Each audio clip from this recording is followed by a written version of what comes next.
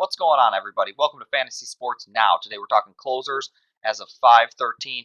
Just as I thought that everybody was kind of settling in, now all of a sudden we have all these battles again.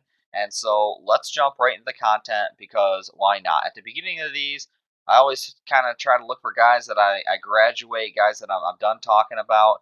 And Garcia was one of these guys that kind of went back and forth for a few days there. Last week he didn't pitch at all. And some of you guys in the comments, I agree, said, hey, he should be graduated. And I was like, I need one more week. Well, I got one more week. He came in 3 times this last week, dominated. 3 innings, 5 Ks, 2 saves, has just absolutely shut it down. And so, yeah, okay, that's enough for me now to for sure. I'm graduating Garcia. I'm not going to talk about him anymore on this unless something comes up in the negative category here. Recent struggles we need to watch. Brad Hand has been brutal this week. 4 earned, 3 appearances, 2 losses, 2 blown saves. It just has not looked good. Overall, over the course of the season, he's looked decent. He's looked okay. But, oh boy, when you start stringing together bad starts like this, you're rather looking at a DL or you're starting to get the manager going, and you really don't want whatever noise I just made coming out of the manager's mouth.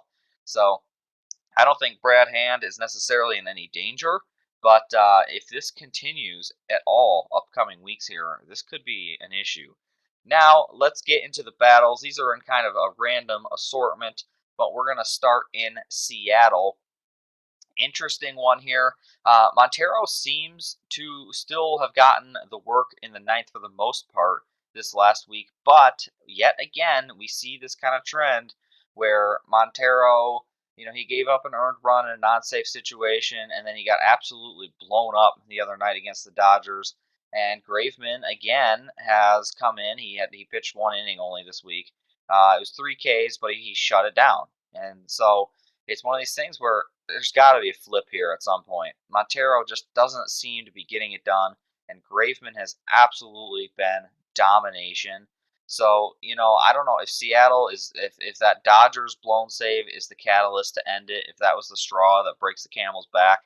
It should be, I think, if it's not, because Graveman has just been so much better. So, in my leagues, I think, Montero's starting to get dropped a lot. And it makes sense because he is struggling. So, Graveman is going to be the guy, it looks like, but Seattle is so timid to actually make that move. It's kind of scary almost. Next is an interesting one. San Francisco. Jake McGee has been basically dominating for most of the season. At least he's getting the job done. He did blow a save, last week or whatever, and it elevated his ERA up a bit, obviously. But he's been getting the job done. And then San Francisco kind of came out and said, hey, we might not have McGee be in the closer spot all the time. We might have Tyler Rogers come in and get some saves. And pretty much since that statement came out, Jake McGee has come out and absolutely dominated. So he had 3 saves this week, and he's closed the door like he was doing at the beginning of the season. But since the manager's come out and since Rodgers has been so good lately, it is worth putting on here. And I think since McGee has thrown out those 3 great innings, I think it's solidified back to McGee again. I think they're going to ride with him, but we'll see how that goes here. Arizona is also an interesting one because I think the thought was that Soria was just going to come back and take that spot back. But what we're actually seeing is Crichton has been awesome. Yeah, his numbers aren't dazzling like someone like a Karinchak or somebody like that, but he's gotten the job done, hasn't blown anything. He's the one who got the opportunity this last week, and I think that this is just going to continue. Soria is not been looking that great, but he's also coming off an injury, so you can't really blame him too much. It's tough coming back from that stuff. So, but Crichton is getting the opportunity, and it looks like they're going to stick with him. So, if I'm desperate for saves or closers in this, I might stick with Crichton here. Next is okay. The Red Sea is parting, and everything, all the stars are aligning to have Jordan Romano be the closer in Toronto. Literally, injuries everywhere. He lost the job. So, another injury. Merrifield got hurt. Dolis got hurt. It's just like Kirby Yates got hurt. And it was like, Romano's the closer. Romano's not the closer. Romano's the closer. Romano's not the closer. Well, finally, Dolis is hurt again. Or, not again, he is hurt. And so, again, Romano is the guy that should get the save opportunity in Toronto. I feel like this is a yo-yo. We're going back and forth. Now, AJ Cole is a young guy. He just came up. He did get a save opportunity, but the opportunity was there because Romano was not available. But one thing worth mentioning here is that Romano hasn't pitched in back-to-back days ever since he came up, basically. So it's something to keep in mind. Usually you want closers that are at least available 2 days, back-to-back. A lot of them go 3 days back-to-back before they get, rest if they're that dominant. Like Chapman just went 4 out of 5 days here. So Romano doesn't go back-to-back days, which really hurts his value and really caps it, which gives value to somebody like AJ Cole, who might be able to take that and run with it. So Romano's the guy, but I don't really expect him to do a lot of back-to-backs. So, oh boy, bear with Toronto there. Detroit, always got to put him on there. I think, I might have to put Soto as a clear kind of winner here at this point. But Detroit's just not winning a lot of games. They're not winning a lot of close games. Soto doesn't get a lot of opportunity, but it's his job to blow. Garcia has kind of fallen off the wayside, and there's not a whole lot to worth mentioning there. Got to put Cleveland. Another one that I want to put as a clear winner or a clear favorite for closing is Emmanuel Clase.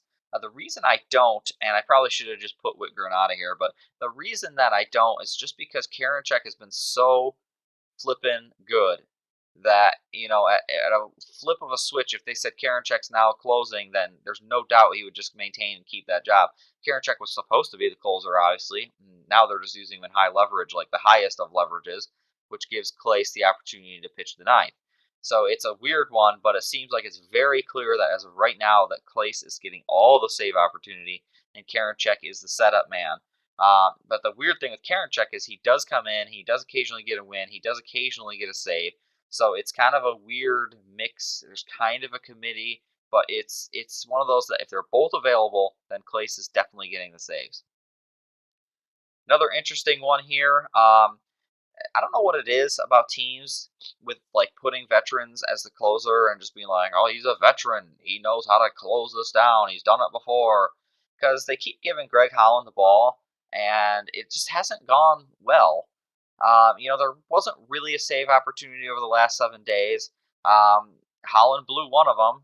I think that was like a week and a half ago. But even when he's in there, it just doesn't look right. And Staumont's not perfect, but he has looked a lot better than Holland has.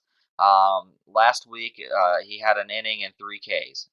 What more can you possibly want?